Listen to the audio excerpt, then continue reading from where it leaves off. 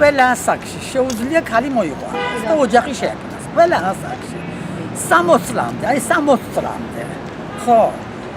ნება სურვილით არის მაგის. ჩემი ვაჟი შვილო 52 წლის არის. ვეხვეწები, ბებო, შვილო მოიყვანე ქალი, მოიყვანა არ მოყავს ქალი.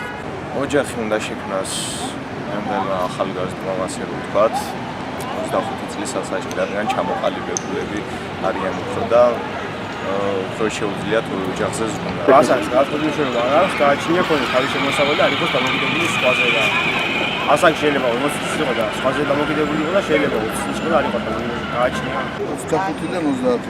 მაგდროს უკვე ჩამოყალიბებულია ახალგაზრდა 100 თვის ცხოვრების არსი კარგად ესმის. ჯერ არ უკვე დაფრინავს ის პერიოდი გავლილი აქვს. 20-25-მდე რა. 20-30. რატომ? რატომ და უფრო ჩამოყალიბებული ადამიანი. 25-20-ის მერე 25 წელი უფრო სასურველია. ნაადრევი ქორწინებას ყოველ შემთხვევაში არ ვემხრობ. 23-24 წლის შემდეგ სრულიად მზად არის ახალგაზრდა შექმნას ოჯახი.